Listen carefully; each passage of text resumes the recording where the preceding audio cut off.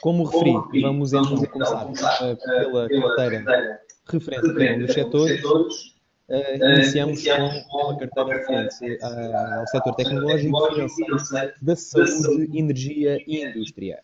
Neste caso, utilizamos um montante de investimento de aproximadamente 5.000 euros. Eu queria apenas fazer o reparo que nós estamos a fazer este seminário diretamente da sala de mercados. Poderá sempre existir algumas variações, alguns suportes a tocar, mas será sempre, e como é óbvio, as condições que são apresentadas numa sala de mercados e, obviamente, poderá existir aqui algumas complicações nesse sentido, mas esperemos que não. Continuando então, o investimento de saldo que é alocado para cada uma das carteiras, notem, por favor, que é meramente académico este tipo de carteira. Serve apenas para que, como investidores, e relativamente a este tipo de investimento mais alternativo, que é com recurso a fundos de investimento ligados ao mercado, fazemos então a constituição deste tipo de carteira e a alocação de diversificação. Cada carteira específica está vocacionada para temáticos, digamos assim. Em primeiro lugar, como referi, estamos a recorrer aos setores para fazer uma diversificação de carteira.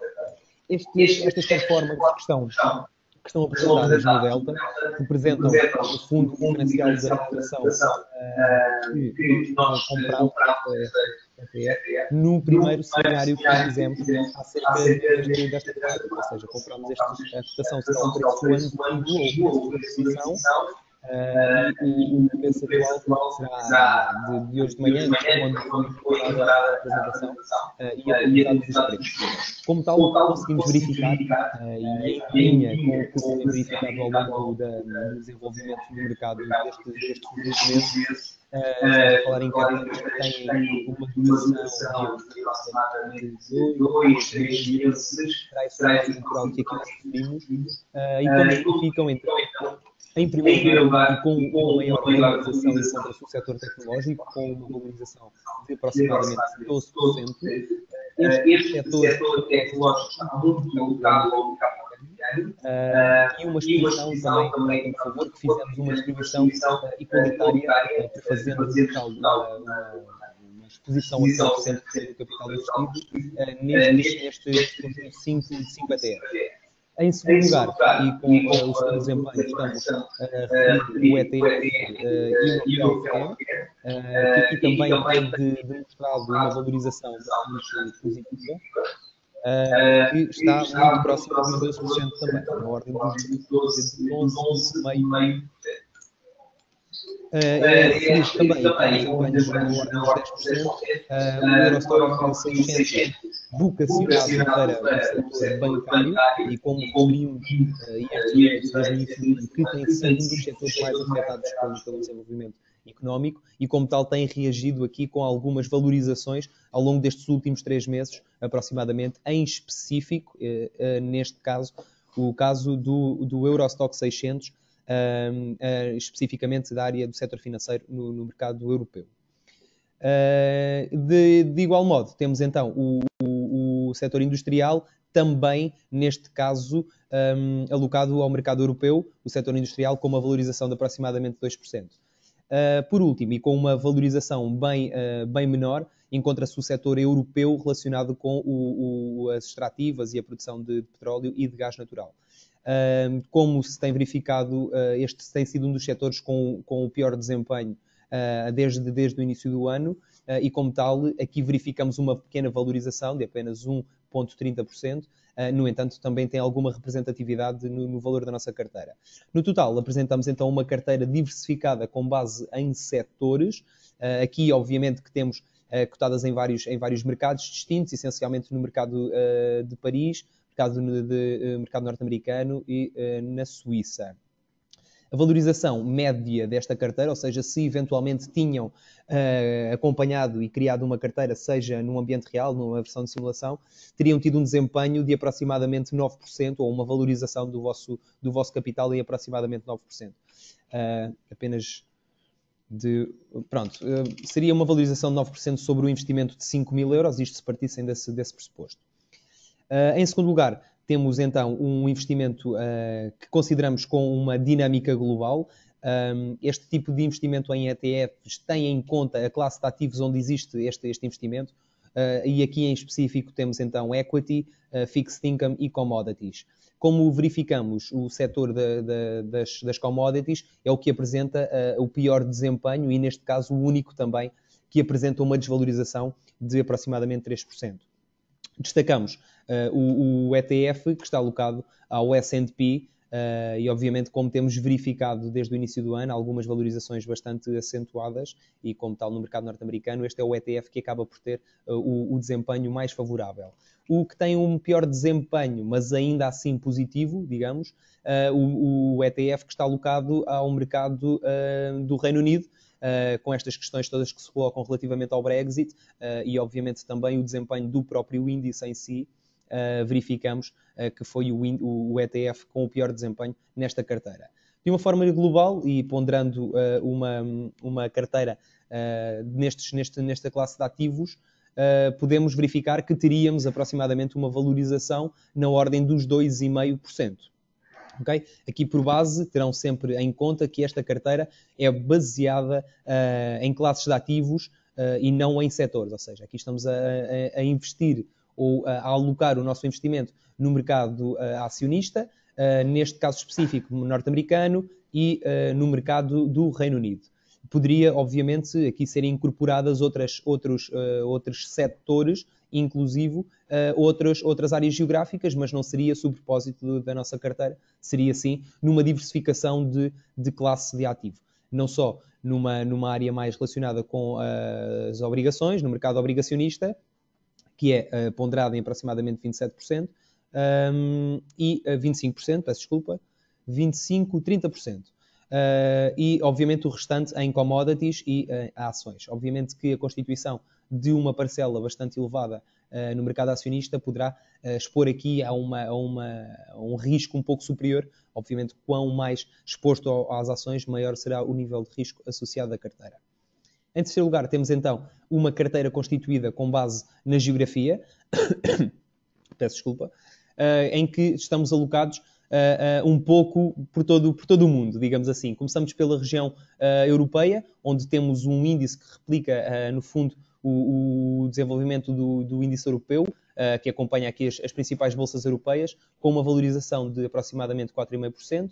No mercado dos Estados Unidos temos aqui uma desvalorização que é considerar o único ETF alocado ao mercado norte-americano com um desempenho negativo, na ordem dos 0,70%, e que se segue com uma maior valorização, tanto o mercado internacional, em que aqui referimos a específico aos mercados emergentes, e, neste caso, ao Ásia-Pacífico, com exceção do Japão. Aqui, no fundo, poderemos generalizar que os mercados emergentes têm sido aqueles que mais valorizações têm trazido neste tipo de estratégia e não a alocação específica a uma área geográfica. No caso do mercado brasileiro, também tínhamos algumas desvalorizações no seminário anterior, julgo, e tendo feito aqui alguma recuperação, e como podem verificar, no year to date temos uma desvalorização de 5%, no entanto, desde que temos a carteira, desde que consideramos a ponderação deste ETF em carteira, temos uma valorização na ordem dos 2,80, o que vai bastante contra o desenvolvimento que este ETF tem apresentado desde o início do ano.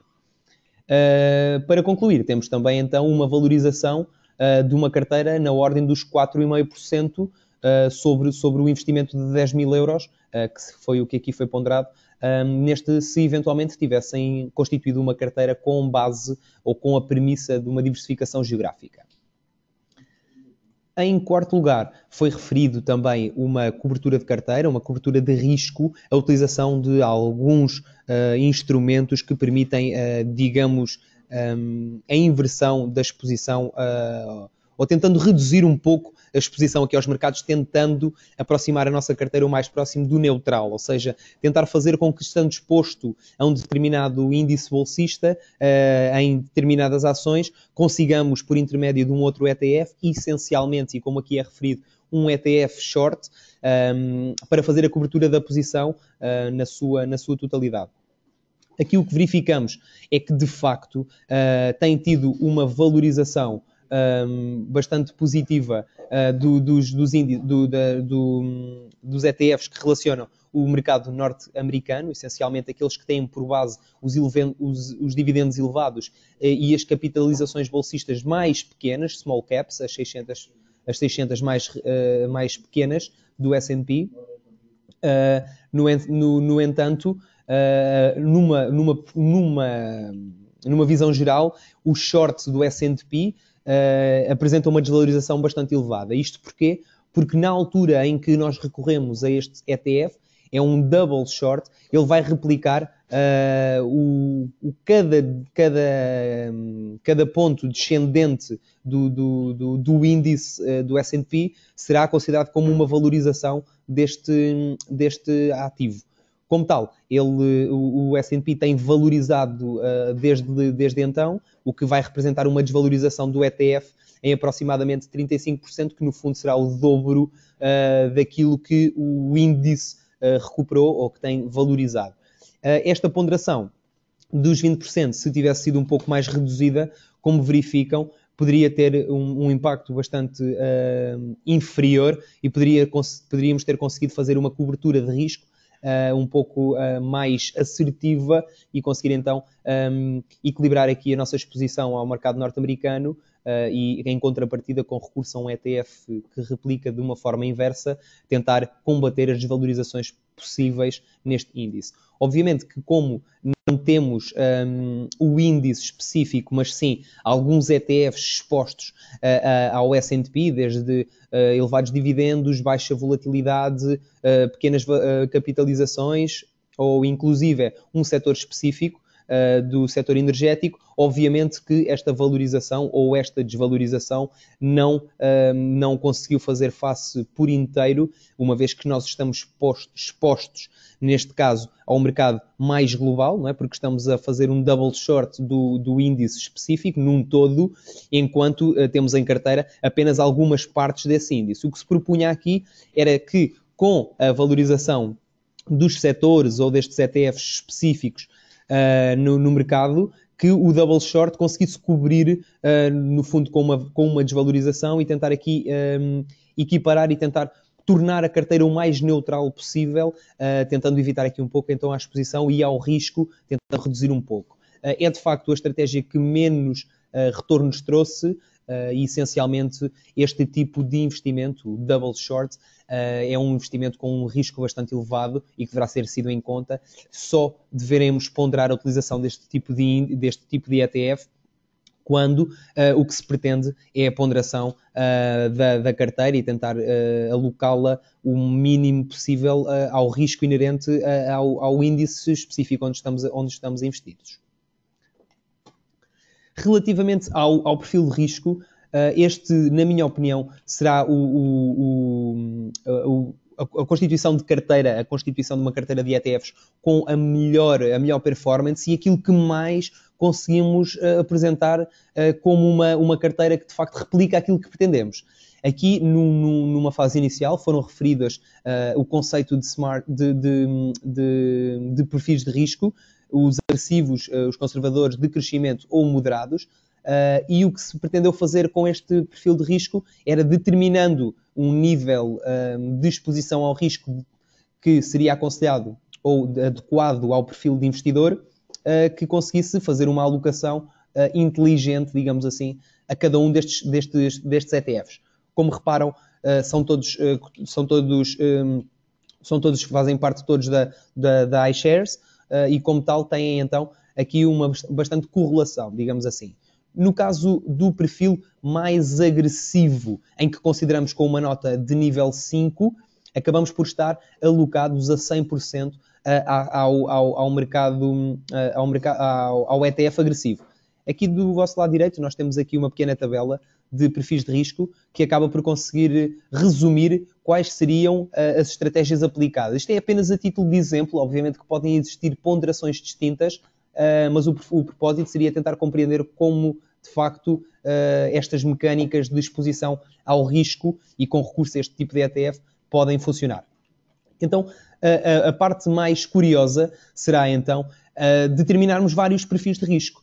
Estas carteiras, a valorização destas carteiras é sempre, como referi, ponderada nos preços que colocamos no primeiro seminário, no primeiro webinar, e como tal vão verificar a evolução de cada carteira, dependentemente do nível de risco que estavam associados. Neste caso específico, estamos então com o nível de risco máximo, onde estamos expostos ao ETF agressivo, em que temos então uma valorização de 9,24%. Estes ETFs têm também uma valorização apresentada, no entanto, não existe ponderação, não existe alocação destes ativos na nossa carteira. Se diminuirmos o risco de nível 5 para nível 4, fixem, por favor, 9,24, vão verificar que nós acabamos por reduzir 9,24 para 7,83. Ou seja, se nós tivéssemos um nível de risco um pouco inferior ao nível de risco máximo, onde ficaríamos então alocados apenas em 60% a uma estratégia agressiva, 10% conservadora, 10% de crescimento e 20% moderada, que foi essa a estratégia que nós terminámos, ficaríamos então apenas com uma valorização de 7,83. Se reduzirmos ainda um pouco mais o nosso perfil de risco, eu posso verificar que dos 7 passamos para 6,51, ou seja, e daí em diante, quão mais reduzida for a exposição ao risco, 6,51 para 5,56 e de 5,56 para um nível de risco nível 1, temos uma valorização de 4,53. A premissa, o objetivo que nós queremos suportar com esta apresentação é que, de facto, o perfil de risco do investidor em tudo se relaciona com os retornos esperados. Ou seja, quão maior for o nível de exposição ao risco, maiores serão os retornos esperados. Neste caso, é então de uma forma clara que poderíamos ter tido perante o nosso perfil de risco uma valorização que variasse entre os 4,53% e no máximo de 9,24%, se considerássemos, obviamente, uma alocação ao risco o mais agressivo possível, e então aí sim teríamos uma valorização na ordem dos 9,24%. Passando para os Smart Beta, também foi um dos conceitos introduzidos num dos seminários passados. São referidas as interpretações, os size factors, os momentum, factor select e qual a base que as sociedades gestoras têm para a seleção deste tipo de ativo. Foi constituída também uma carteira. Notem, por favor, que aqui trata-se sempre de casos tidos em título de exemplo, tendo então, neste caso específico, estando alocado a 3 ETFs, a Smart ETFs, com uma exposição ao mercado especialmente norte-americano, mercado internacional e de uma forma global, vamos tentar alocar-nos, digamos que multifator, com base num conjunto de características que essas instituições que fazem parte dos fundos já pré-estabelecidas a priori. De uma forma geral, temos o ETF que teve o pior desempenho, na ordem dos 2,47. Todavia, este ETF tem apenas uma ponderação de 20% na nossa carteira, o que prefaz um total de valorização na ordem dos 3,44. Ou seja, aqui acabamos por, de uma forma inteligente, que é apenas a tradução do ETF, de uma forma inteligente conseguimos fazer uma realocação dos ativos que fazem parte de cada um dos fundos e tentar constituir uma carteira com base em algumas estratégias, não só setoriais, não só geográficas, não só de níveis de risco, inclusive não só referentes aos classes de ativos. Aqui acabamos por ter em conta de tudo um pouco. Será então o propósito dos Smart ETFs era existir, tendo em conta algumas ponderações, a seleção que é feita dos ativos que fazem parte desses fundos a ter em conta. Depois, por último, temos uma carteira personalizada, e o propósito desta carteira era apenas a título de exemplo tentar mostrar um exemplo de carteira que poderíamos constituir com estas premissas todas referidas anteriores.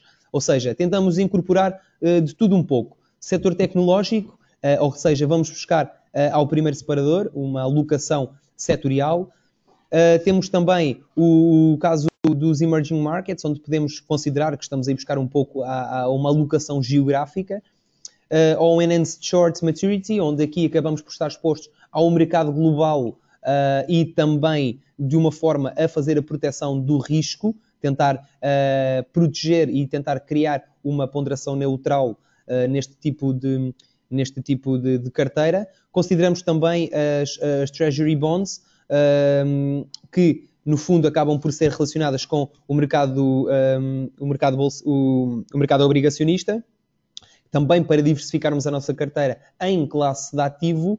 Referimos-nos também às commodities, aqui acaba por ser de tudo um pouco, não só o petróleo, não só o ouro. No entanto, ponderamos de uma forma mais reduzida, apenas com uma ponderação de 5%, e eu justifico porquê, este ETF do Gold Trust. Utilizamos esta alocação de 5% neste ETF com a seguinte premissa: uma desvalorização nos mercados acionistas, nos principais índices mundiais, tendem sempre a ver um ativo onde, digamos que, acaba por fluir todo o investimento. É retirado desse tipo de instrumento, os índices em si, é retirado o investimento e têm que ser alocados a alguns ativos de refúgio. Sendo um dos mais conhecidos, o ouro, um dos ativos mais conhecidos para uma proteção, digamos assim,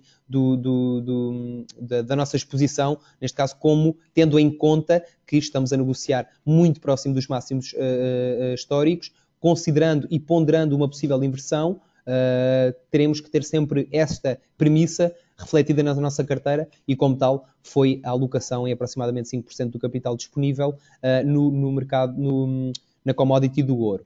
Neste caso em concreto, a valorização da nossa carteira seria de aproximadamente 6,5%, ou seja, mais uma vez apresentamos uma carteira que teve um bom desempenho, neste caso um pouco mais específica, aqui é personalizada com o propósito de tentarmos ir buscar um pouco de cada um dos conceitos, e aqui então uma valorização bastante aceitável. Estamos a falar numa valorização da ordem dos 6,5%, no entanto, em cerca de 3, 4 meses no máximo, é uma valorização bastante positiva e, como referi aqui, os mercados emergentes a terem uma grande expressão nesta valorização e nesta carteira dinâmica, digamos assim, que está exposta não só a um mercado norte-americano, a um mercado global, não só a ações, bem como a commodities e obrigações. Ou seja, acabamos por conseguir diversificar a nossa carteira, e é esse o ponto que nós tentamos transmitir.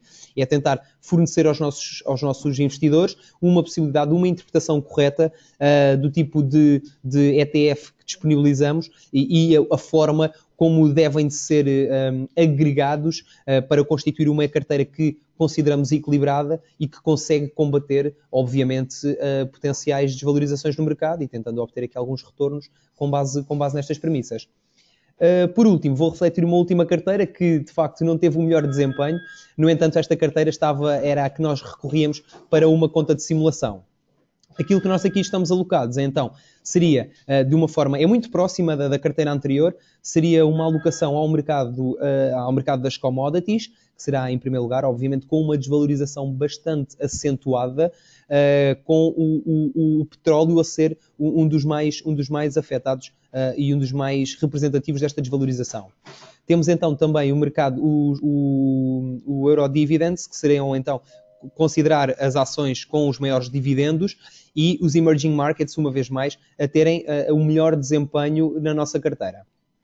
Obviamente que neste caso também tentámos alocar apenas uma percentagem de 10%, peço desculpa, tentámos apenas alocar 10% e seria apenas de uma forma de conseguirmos expor uma vertente adicional dos ETFs, era ficarmos expostos ao real estate, ao mercado europeu de imobiliária, e que neste caso não teve o melhor desempenho. De facto, uma desvalorização de 8,2% foi de facto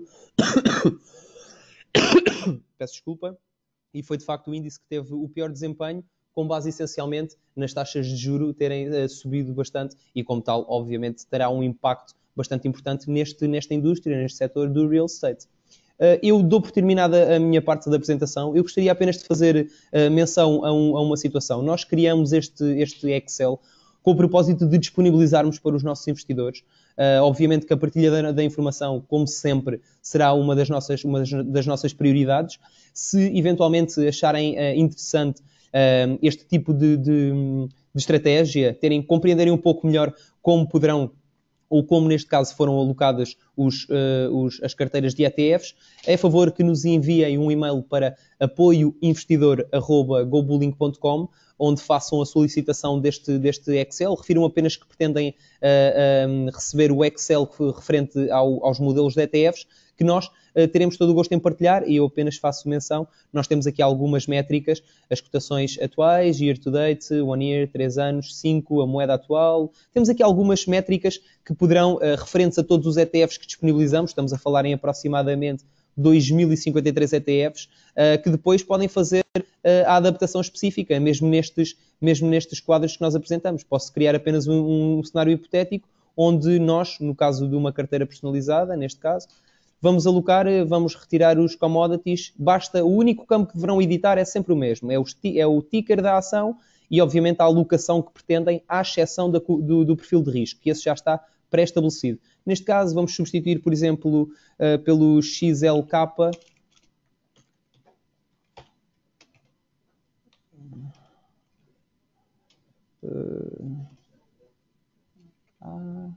XLANE.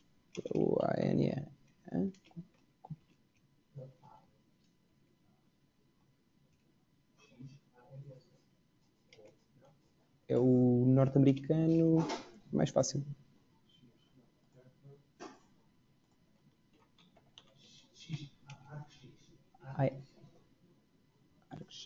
Ok, sim senhor.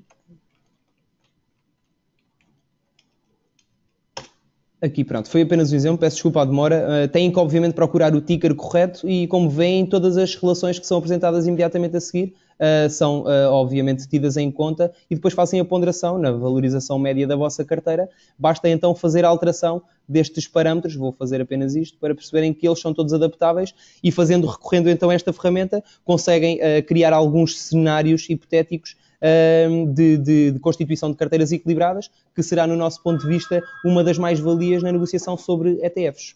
Okay? Eu pedi apenas então que aguardassem um momento, vamos prosseguir com a nossa apresentação e agradeço imenso a vossa presença. Até um próximo webinar.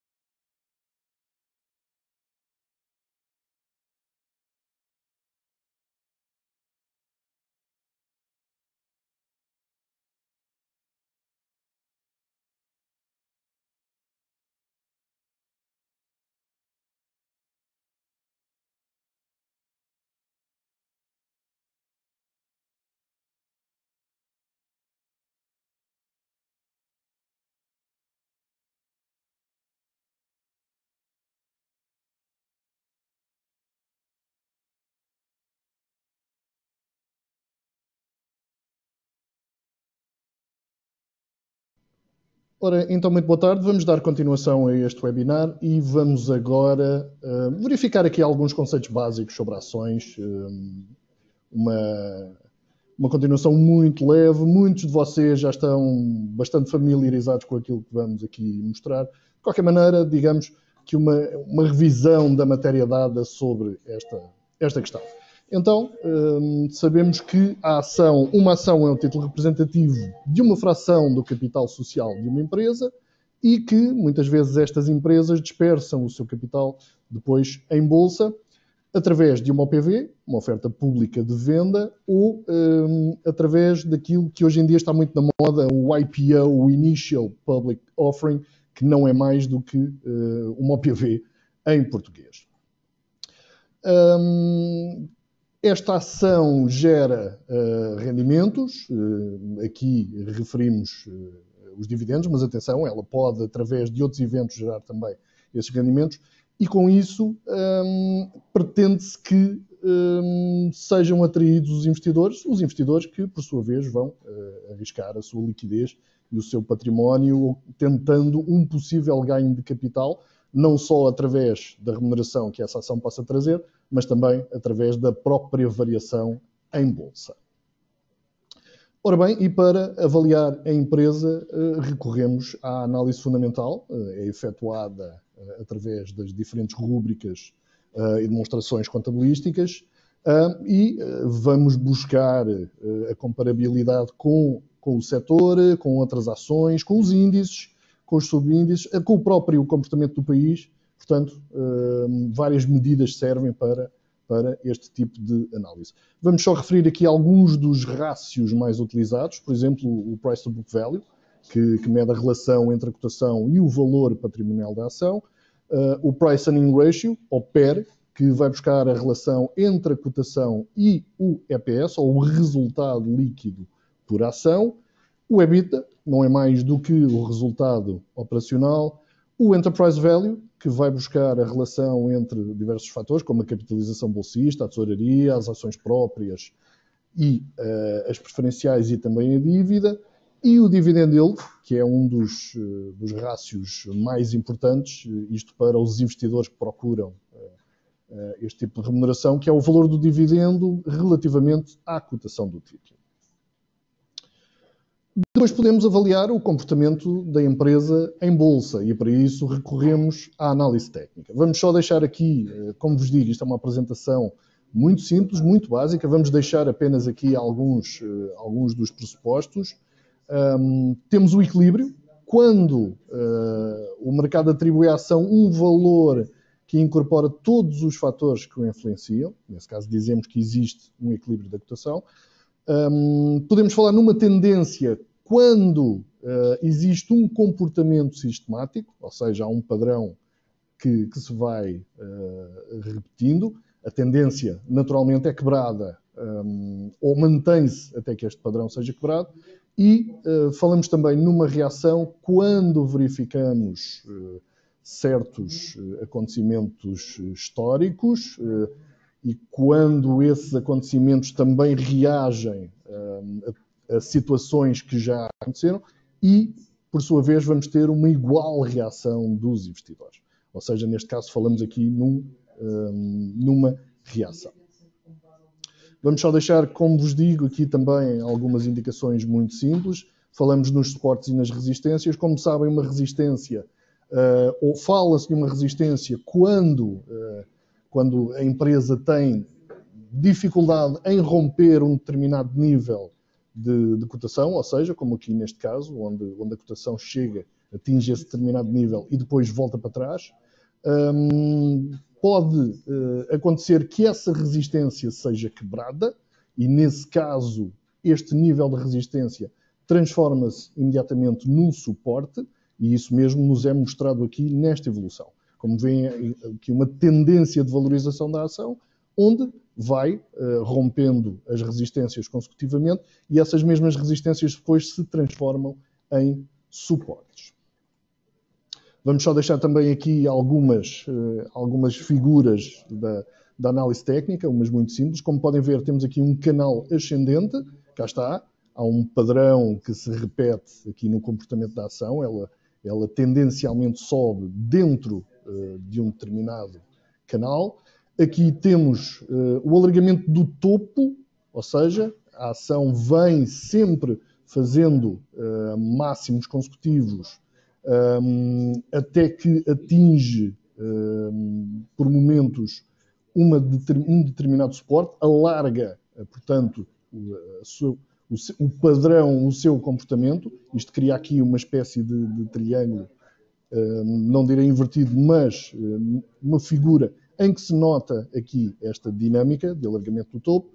E, por fim, temos uma perfeita tendência de lateralização, onde a ação varia entre dois valores bem bem nítidos, ou seja, aqui um canal de lateralização. Como é que as ações podem remunerar os seus detentores? Pode haver mais do que uma forma. Nós vamos falar aqui em duas, que são aquelas que geralmente ocorrem com maior frequência, que é o pagamento de dividendos, ou seja, é atribuído ao acionista a título gracioso um valor por cada ação detida, a qual está sujeito a um imposto, e esta atribuição pode ocorrer através de um fluxo financeiro, ou seja, o detentor da ação pode receber dinheiro ou pode receber mais ações. Pode também acontecer que a própria empresa promova um programa de recompra de ações, ou seja, a própria empresa vai à bolsa adquirir ela própria as ações e com esta atividade propicia, lá está, um suporte à cotação, como referimos aqui, visto que, como é evidente, uma ação de compra fará tendencialmente subir o preço e isso favorece os detentores das ações. Atenção que muitos perfis de investidores procuram apenas este tipo de ação, aquela que tem uma política sustentada de remuneração, e isso é muito importante na opção que muitas vezes o investidor de ações faz. A informação que o emitente deve prestar, e aqui emitente leia-se a empresa que dispersa o seu capital em bolsa, tem obrigatoriamente de prestar informação ao mercado. Hoje em dia, todas elas praticamente fazem isso em sites da internet dedicados, e também no site do Regulador dos Mercados, que aqui em Portugal, como sabem, é a CMVM. Ora bem, deixamos aqui o exemplo de alguns dos anúncios que obrigatoriamente têm que ser feitos. O anúncio de estimativas de vendas e de resultados em calendário trimestral e anual. Eventos que possam ter impacto na evolução da cotação da ação, por exemplo, a emissão de obrigações, aumentos de capital, a venda de ativos relevantes, e tem que haver também um registro do histórico desses eventos relevantes que penderam sobre a ação, ou seja, a empresa tem que detalhar, depois de fazer o evento, de proceder ao evento, a empresa tem que manter esse registro para que o mercado fique devidamente informado sobre as ações passadas. Ações aqui leia-se aquilo que a empresa faz e não as ações cotadas em bolsa. Ora bem, tem também que deixar bem claro o contacto dos responsáveis pela comunicação entre a empresa e os investidores. Estas informações hoje em dia estão todas disponibilizadas nos sites da empresa. Ora bem, quais são os eventos que podem alterar o preço ou a cotação de um título? Por exemplo, desde logo o aumento do capital social. A empresa efetua um aumento de capital para obter financiamento e emite mais ações, fixando um preço de subscrição. É evidente que depois a existência de um maior número de ações que geralmente são subscritas a um preço que difere daquele da cotação, tem um efeito de diluição nessa mesma cotação e é evidente que depois vamos ter, então, o espelhamento dessa nova cotação, dessa nova realidade em bolsa. Ora bem, o pagamento de dividendos, já falámos sobre ele, a empresa entrega um valor ao acionista que pode passar pela contrapartida da diminuição da tesouraria do emitente. Este pagamento de dividendos muitas vezes provoca um ajuste na cotação. Porquê? Porque há sempre tendência depois da cotação da ação ajustar proporcionalmente ao valor que foi pago. Atenção, isto não é linear, porque, como sabemos, depois temos a oferta do mercado, a lei da oferta e da procura, e pode acontecer muitas vezes que a própria cotação depois não reaja a este tipo de evento. Pode também acontecer um stock split, é uma expressão também que hoje em dia se utiliza muito e é utilizada para referir a redução da cotação com proporcional aumento do número de ações. Isto acontece geralmente em situações em que a cotação está demasiado elevada e se pretende que o título fique mais acessível a todos os investidores. Ou seja, a cotação está muito elevada e o que é que vai acontecer? Vão ser emitidas mais ações, dilui-se o preço, a cotação fica proporcionalmente mais baixa e dessa forma atrai mais investimento. E a operação contrária, o reverse stock split, é aquilo que podemos apontar como exemplo aquilo que o BCP fez há muito pouco tempo, um agrupamento de ações, ou seja, a cotação foi incrementada, foi aumentada, procedentes à proporcional redução do número de ações. Neste caso, o acionista ficou com menos ações, mas proporcionalmente a cotação em bolsa fica mais elevada. Isto acontece para evitar a impactação nas variações percentuais. Começamos a observar, geralmente, quando a cotação de um título é muito baixa, começamos a observar grandes números, grandes valores, quer na compra, quer na venda, muitas vezes com dificuldade o título tem dificuldade em cotar mais acima ou mais abaixo, e isto é feito precisamente para permitir uma flexibilização e uma variação percentual mais elevada. Ora bem, e como é que formamos um preço na Bolsa? Os preços são, como sabem, os preços são formados pelas ofertas de compra e venda que são transmitidas diretamente pelos investidores para as bolsas. Apontamos aqui a Euronext, o NYSE, o Nasdaq como exemplos. Estas ofertas são hierarquizadas de acordo com preço, tempo e quantidade. E desta forma é definida a prioridade para a execução de uma ordem. Portanto, vamos a um exemplo simples. Duas ordens iguais, com a mesma quantidade, com o mesmo preço, tem prioridade quem colocar primeiro a ordem. No caso do preço, no caso dos compradores, tem prioridade quem estiver a comprar mais caro. No caso dos vendedores, tem prioridade quem estiver a vender mais barato. Ora, para comprar e vender, o investidor pode colocar uma ordem limite, limitando o preço de aquisição ou o preço de venda. Só para fazer um parênteses aqui neste aspecto das ordens limite, atenção, não são ordens que se destinam a limitar as perdas. Para isso temos as ordens stop. Quando falamos aqui numa ordem limite, o limite é o preço da ordem, é o preço a que queremos vender e o preço a que queremos comprar. Portanto, uma ordem limite entra para o sistema e depois é executada se houver condições de mercado, ou como aqui referimos, aguardar que o mercado vá ao encontro da oferta. Temos também as ordens ao mercado, ordens ao melhor, e estas são executadas de imediato, isto em função, claro, também das condições de mercado. Um exemplo muito simples, uma ordem ao melhor para comprar 5 milhões de ações só é executada se houver vendedor para essas 5 milhões de ações. Não é? Se tivermos um vendedor a vender 100 ações, essa ordem ao melhor não pode ser executada. Portanto, aqui sublinha-se as condições de mercado. Mas numa bolsa normal, entre aspas, por exemplo, quando estamos a negociar no Euronext, estamos a negociar o PSI 20, se transmitirmos uma ordem ao melhor para comprar 10 mil BCP, 20 mil BCP, é claro que essa ordem é efetuada de imediato e é feita logo ao preço do vendedor que existe no momento. Ora bem, e como colocar uma ordem em bolsa, e aqui vamos nos socorrer de uma imagem da GoBulling Pro, que é a nossa plataforma de negociação. Portanto, quando colocamos uma ordem, temos que atender a diversos parâmetros. Logo à partida, se temos ou não dinheiro para comprar ou se temos os títulos para vender. Temos que atender também aos encargos e depois temos que saber o que é que queremos comprar. Temos que designar o ativo, a quantidade que desejamos adquirir, o tipo de ordem que vamos transmitir, se é uma ordem limite, se é uma ordem ao mercado, se é uma ordem stop, a duração dessa ordem, se é uma ordem podemos selecionar a data que desejarmos, pode ser uma ordem para um dia, para uma semana, para um mês, para um ano, ou pode ser uma ordem GTC. GTC aqui leia-se Good Till Cancel, ou seja, a ordem fica sempre ativa até ser executada ou cancelada. A ordem é roteada diariamente para o mercado até ser cancelada ou efetuada.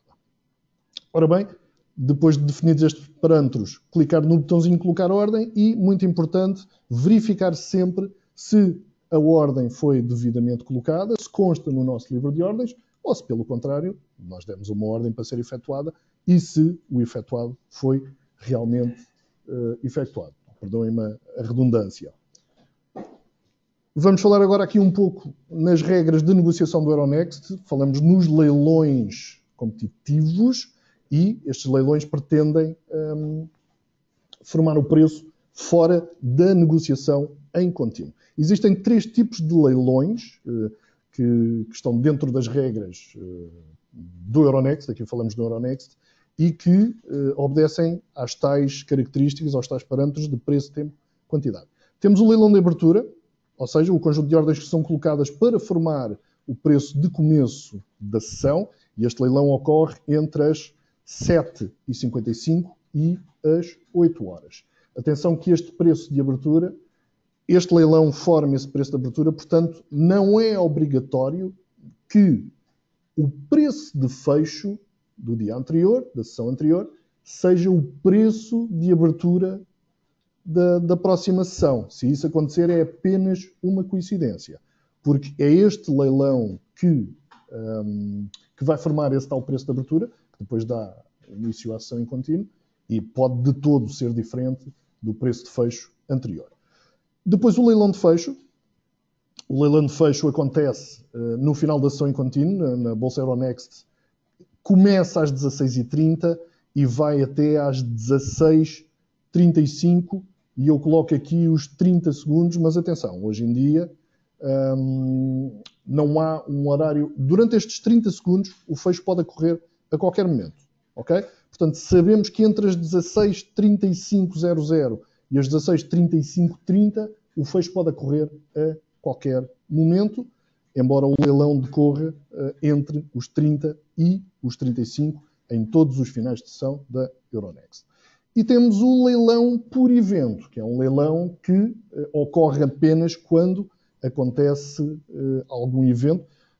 Por exemplo, pode ser um leilão terminado pelo emitente ou pelo regulador, que muitas vezes solicita a suspensão da cotação à espera de notícias ou do anúncio de eventos. Sempre que isso acontece, a retoma da cotação dá-se por um leilão.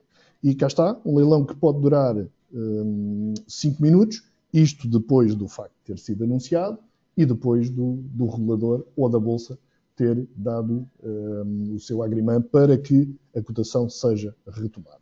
Portanto, leilão de abertura, leilão de fecho, são leilões que acontecem todos os dias. O leilão por evento é extraordinário e acontece só quando há razões para tal. O período de negociação, já aflorámos, mas vamos deixar aqui a indicação mais certa. Portanto, 7h55, início do leilão para formação, e a partir das 8 termina o leilão de abertura e começa a negociação em contínuo. Essa negociação em contínuo decorre até às 16h30, depois entre as 35 e as 35:30 há a formação do preço de fecho e o início do Trading at Last. O que é isto do Trading at Last? É um período que decorre entre as 16h35 e as 16h40, onde apenas são permitidas ordens para o preço final de fecho ou para satisfazer ofertas ao preço de fecho. Atenção que nem todas as plataformas de negociação disponibilizam este período. Por exemplo, a GlobalLink Pro não disponibiliza. Mas fica aqui a indicação, é uma negociação nos últimos 5 minutos apenas ao preço de fecho e para satisfazer ofertas ao preço de fecho. Vamos a um exemplo muito prático. Vamos imaginar que o VCP fechou a 0,50, isto é um preço de exemplo, e ficou o comprador. Significa que durante esses 5 minutos podem colocar ordens de venda a 0,50, ou seja, satisfazendo o comprador que lá está ao último preço de leilão. Volto a referir, este período não está disponível em todas as plataformas de negociação. Temos também, fora da negociação em contínuo, aquilo que chamamos por negociação por chamada, onde a transação da ação se processa apenas em 2 períodos. Um às 10h30 e outro às 15h30. Ou seja, durante todo esse tempo a ação está em leilão. Entre as 10h30 e as 11 horas apenas são permitidas colocação de ordens ao preço da realização do primeiro leilão. Portanto, vamos imaginar que às 10h30 a ação cotou a 2 euros. Portanto, durante meia hora, até às 11 da manhã, apenas é possível colocar ordens a 2 euros para satisfazer as ofertas que existam naquele momento. A partir das 11 da manhã é possível a colocação de ordens normal. A mesma coisa para o período da tarde, às 15h30 realiza-se um leilão para definir a segunda cotação do dia e durante meia hora apenas é possível colocar ordens para satisfazer ofertas ao preço de fecho do leilão.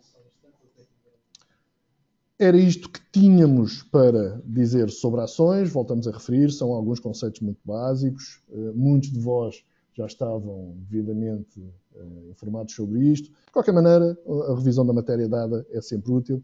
E vamos prosseguir agora o nosso webinar com um novo módulo. Desde já os meus agradecimentos e até uma próxima oportunidade.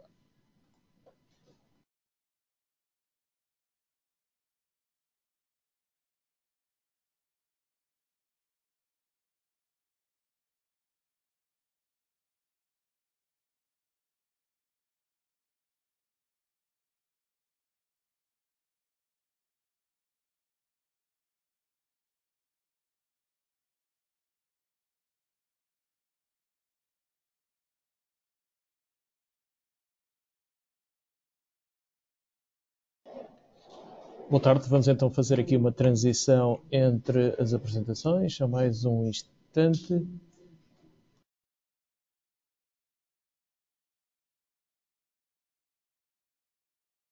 Vamos fazer então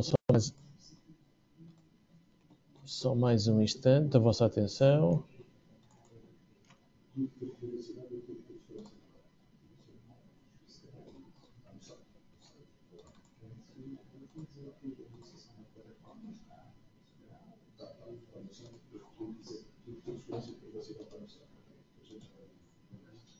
É preciso controlar aqui os...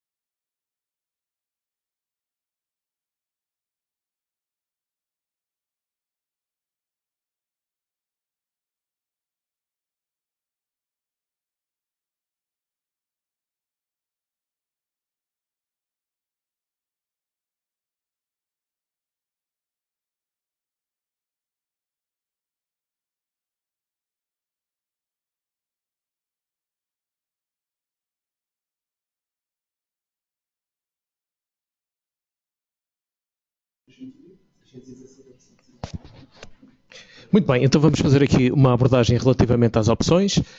Será muito simplista e a ideia aqui era fazer uma introdução, porque teremos outros modelos, outras apresentações relativamente a este tema.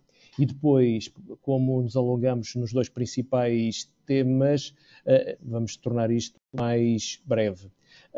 Apenas para referir agora que isto é um produto financeiro, encaixa-se nos produtos financeiros complexos e daqui pode resultar o facto de não ser adequado a todos os perfis de investidores.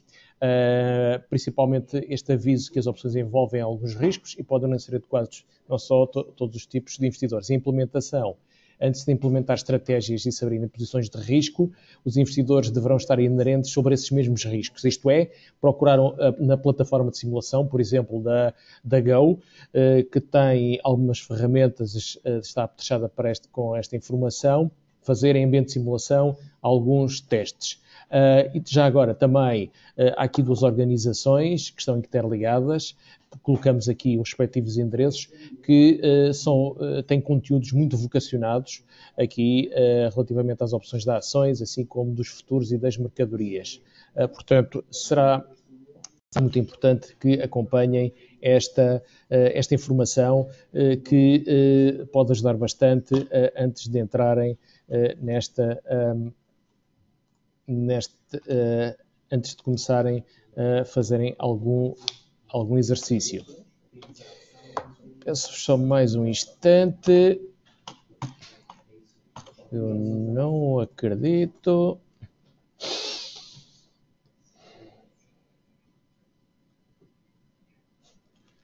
Eu não acredito nisto. A sério. A sério.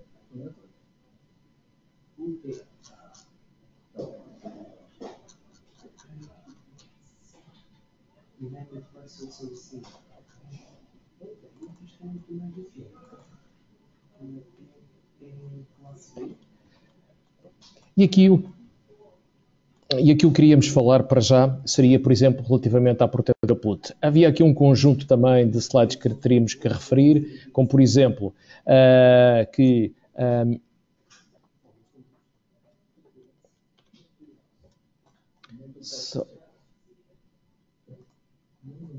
Só mais um instante, estou aqui a tentar, os problemas neste início, muito bem,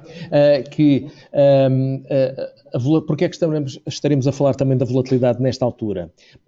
Parte também do facto de que as opções são formadas pela diferença, ou grande parte do prémio, o valor da opção é formada pela diferença entre o preço atual, a cotação atual do ativo subjacente e o preço de exercício. Isto ponderado pela volatilidade e assim pela probabilidade e pelo tempo. Agora, eu queria aqui ressaltar a volatilidade.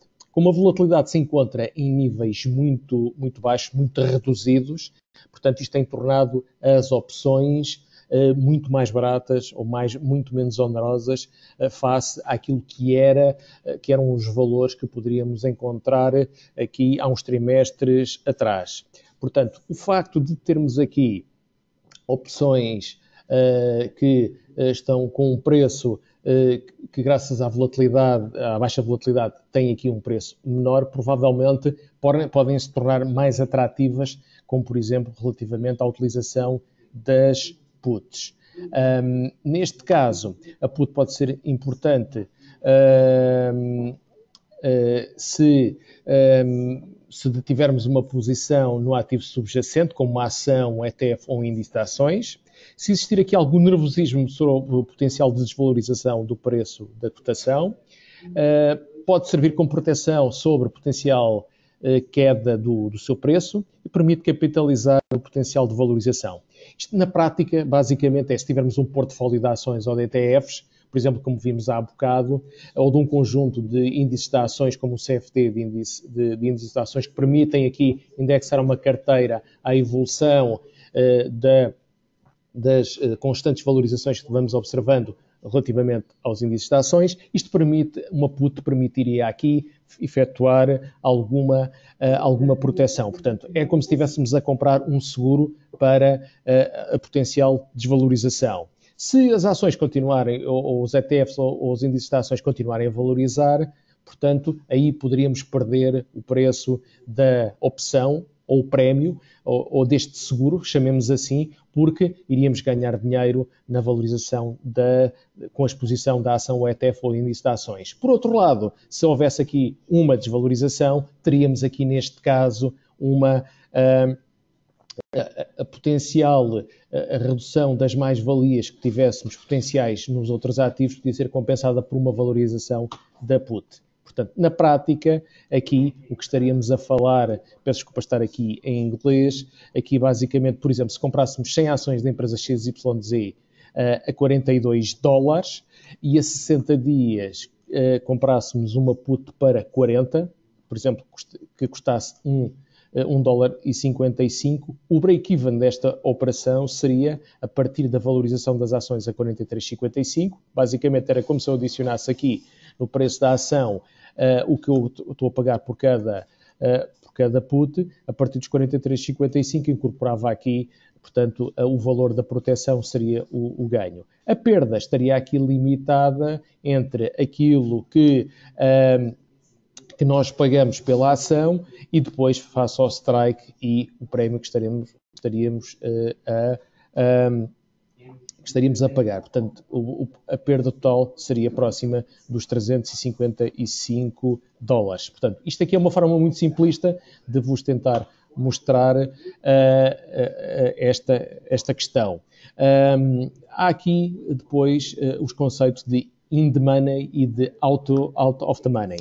In the money é quando estamos a comprar uma opção ou estamos a constituir uma estrutura de opções quando o preço de exercício está próximo do preço atual, da cotação atual. Neste exemplo, por exemplo, não estaria in the money, estaria out of the money, porque o preço estará afastado do preço atual. Se estivéssemos a transacionar, se estivéssemos a comprar a put próxima dos 41,90 ou 42,10, provavelmente aí estaríamos in the money. Se estivermos a comprar out of the money, aí o encargo é mais reduzido, portanto oferece e aí ofereceria um mais baixo nível de proteção do que se estivesse in the money. Considerar comprar at the money também ou ligeiramente in the money, há aqui também um refinamento que podemos estar a fazer. O at the money seria mesmo quase em cima do preço. Ter consciência da desvalorização provocada pelo tempo, isto é, se a estratégia não estiver in the money ou estiver out of the money, quanto mais nos vamos aproximando do seu vencimento, ela desvaloriza mais depressa. Temos sempre que considerar se o prazo vai ser adequado ou não. Por exemplo, para a adequação deste prazo, convém e é relevante verificarmos se o prazo cobre potenciais eventos como a apresentação de resultados da empresa, potenciais dados macroeconómicos que estejam mais correlacionados com o ciclo económico da própria empresa. Para prazos mais longos, falamos aqui 12 meses, 13, 12 a 24 meses, portanto aí teríamos de equacionar outro tipo de estruturas de opções para vários anos. Portanto, aqui, esta foi um tipo de estratégia, tendo atenção, portanto, estamos a falar, resumindo, muito rapidamente e para não vos cansar muito, e passando ao último exemplo, aqui na formação do preço da opção, o prémio, uma das variáveis relevantes para além da diferença entre o preço atual e o preço de exercício é a volatilidade. Estando a volatilidade baixa, em valores historicamente baixos, as opções podem constituir-se como uma estratégia de cobertura mais barata do que aquilo que observávamos nos últimos 10, 20 anos. Aí a put constitui uma solução que pode ser equacionada, sobretudo para carteiras longas ou compradas em ações ETFs ou com índices de ações, como por exemplo através dos CFDs. Portanto, foi esse que vimos. Se temos uma outra perspectiva, que é adicionar mais uma outra opção e criar aqui uma estrutura. Portanto, para além da put, equacionaríamos aqui também fazer uma operação com uma call, daí chamar uma collar.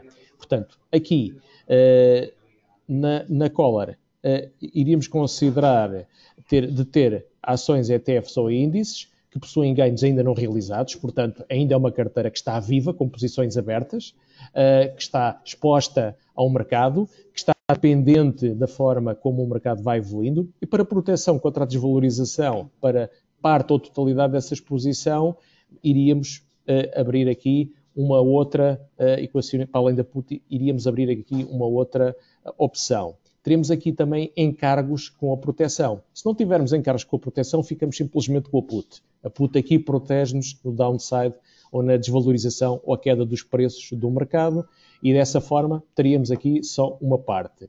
Aqui, a ideia de utilizar uma outra opção seria no sentido de vender uma opção em que daqui resultasse a obtenção de um prémio. Quando nós compramos a call ou a put, recebemos o prémio. Quando vendemos a opção, o que vai acontecer aqui é recebemos o prémio. E quando recebemos esse prémio, vamos amenizar aquilo que investimos na compra da put. Portanto, aqui tem um twist que é, se vendemos a opção, vamos ficar expostos a algum risco. E aqui a ideia é vender uma out of the money call, para minimizar parte ou totalidade do encargo através do prémio recebido e reduzir ao mesmo tempo o encargo global com esta estrutura de opção. A proteção do collar é composta por 3 partes. Portanto, o investidor detém as ações ETFs ou índices, adquire os contratos put, como vimos na primeira parte, por exemplo, comprar out of the money a put, e com isso ficamos com o direito de vender as ações, portanto, o conjunto dos ativos a um determinado preço de exercício até expirar o contrato da put. Aqui, a volta ou o twist é vender também uma call, em que a venda da call é acima do preço atual. Se exercida, o potencial de valorização seria limitado pelo preço de exercício desta call. Então, basicamente vamos amenizar aquilo que pagamos através da put, mas a call também tem que ser efetuada com base nos ativos que nós temos. E aqui a questão é, por exemplo, neste exemplo, um investidor tem as ações XYZ, por exemplo, a $60 e estamos nervosos, pagamos um prémio e o mercado continua a fazer alguma valorização e achamos que estamos com múltiplos extremos. Uma coisa similar, um cenário similar àquele que estamos atualmente. Portanto, aí, havendo algum nervosismo sobre alguma incerteza e estando hesitante também sobre o potencial encargo da aquisição só da put, a ideia é vender opções sobre o título que também temos em carteira. E aqui, de que é que resulta? Imaginemos que temos ações, por exemplo, da Microsoft. A ideia seria vender as calls sobre a Microsoft, uma parte, não a totalidade relativamente a estas ações, conjuntamente com a put que pretende proteger ou cobrir o downside da carteira. Portanto, aqui na prática estaríamos a comprar uma put, vamos olhar, não se preocupem agora com questões de pormenores, vamos apenas verificar que aqui estaríamos a comprar a put e a vender a call. Portanto, vender call, comprar a put. E aqui, neste caso, até, em vez de reduzir o prejuízo, até teríamos aqui algum crédito. Deixem-me só limpar, de forma que isto não fique tão complicado. Dessa forma, a ideia seria termos aqui um padrão de evolução das estratégias que nos permitissem ter aqui algum equilíbrio em termos de estratégias de proteção, quer em termos daquilo que vamos pagar, que vamos investir para proteger a carteira e o risco que também vamos ter a absorver pelo facto de termos vendido aqui uma opção. Também aproveitamos para chamar a atenção, portanto, falamos duas estratégias, comprar a put ou então, para amenizar também o impacto da compra da put, vender uma call sobre ativos que nós tenhamos na própria carteira, para dessa forma permitir aqui fazer alguma, reduzir o investimento nessa cobertura. Se o mercado se valorizar, ganhamos nos ativos que detemos. Se o mercado desvalorizar, aí teremos a estrutura de opções a amortizar a desvalorização da nossa carteira de ações ETFs ou, por exemplo, CFDs de índices. Chamar a atenção também que antes das opções expirarem, devemos ter aqui alguns cuidados. Aqui refletimos 4, tentar evitar o exercício da short call, tentar encerrar ou manter comprada a protetora. A proteção, verificar se a proteção deixa de ser, quando é que a proteção deixa de ser necessária, e tentam vender a put ou continuar só com o covered call. Terem atenção ao exercício da put comprada, se entretanto deixarmos de possuir a call vendida ou shortada, e atenção depois ao rolar das posições, se nós quisermos continuar com ambas as opções na carteira. Portanto, para já, era isto que tínhamos apenas para referir, tendo em conta que não vos queríamos maçar. Isto é só um introito. Iremos ter outras apresentações relativamente às opções.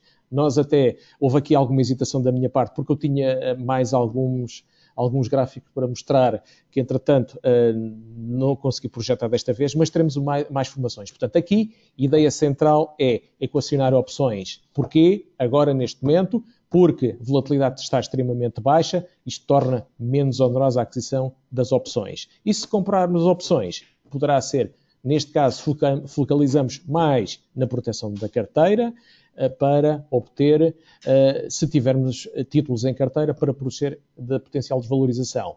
Se não tivermos, seria uma posição, entre aspas, eu não gosto desta palavra, especulativa, para, se o mercado cair, poder ter aqui alguma capitalização.